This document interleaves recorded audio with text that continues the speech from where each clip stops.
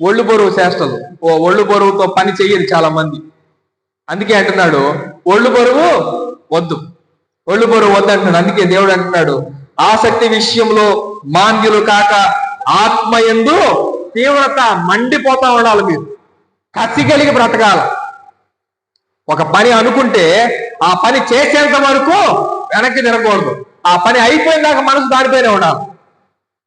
ఏదైనా దేవుడు మనకు సాధ్యపరచాలంటే ఆ తీవ్రత ఉండాలి, ఆ ప్రభావం మనకు ఉండాలి.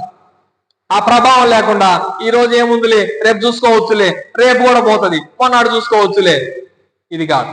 అందుకే అంటున్నాడు ఆత్మయందు తీవ్రత కలిగిన వారై ప్రభువుని సేవించండి, నిరీక్షణ కలిగిన వారై. కదా, ఓర్పు ఉంటే నిరీక్షణ ఉంటది.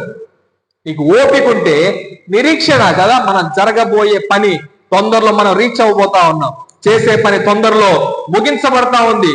కాబట్టి దీని ముగింపు ఎలా ఉంటది, దీని ముగింపు ఎలా ఉంటది, దాన్ని నేను చూడాలి.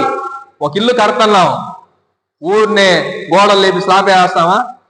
లోపల ఎంతో ఫర్నిచర్ వర్క్ ఉంటుంది, కబోర్డ్ వర్క్ ఉంటుంది, పెయింటింగ్ వర్క్ ఉంటుంది, ఎలక్ట్రిసిటీ వర్క్ ఉంటుంది, లైటింగ్ సిస్టమ్ ఉంటుంది, సీలింగ్ సిస్టమ్ ఉంటుంది, ఫ్లోరింగ్ వర్క్ ఉంటుంది. కదా, గ్రౌండ్ ఫ్లోర్ వర్క్ ఉంటుంది, కాంపౌండ్ వర్క్ ఉంటుంది, ఎంత ఉంటుంది. అంత సుందరంగా రావాలంటే అయిపోతుందా?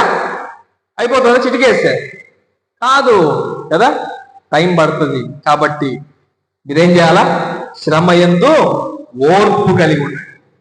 ఓర్పు కష్టం ఉంటుంది పని చేసేటప్పుడు, కానీ ఏం చేయాలా? ఓర్పు, ఓపిక. మీకు ఓర్మి అవసరము అని అంటా ఉన్నాడు. అందుకే అంటున్నాడు నిరీక్షణ కలిగిన వారై సంతోషించుచు. ఎందుకు సంతోషం?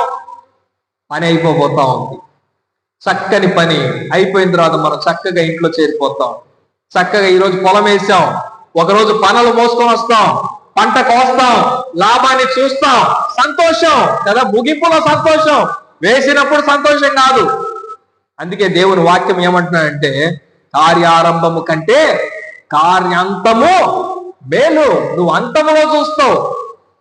మనిషి జీవిస్తున్నాడు, కానీ నీ జీవించినంత కాలం నీ కీర్తి నీకు ఉంటుందో లేదో తెలియదు, కానీ చనిపోయిన తర్వాత నీ గురించి 100 మంది మాట్లాడుకోవాలి, 100 మంది మాట్లాడాలి. అది కీర్తి, అది సంతోషం. ముగింపు సంతోషం.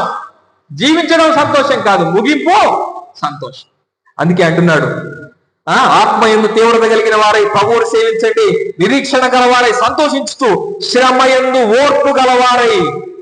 శ్రమయందు ఓర్పు గలవారై, ఓర్పు కావాలి. ఇంకా ప్రార్థన యందు పట్టుదల కలిగిన వారై ఉండండి. హల్లెలూయా.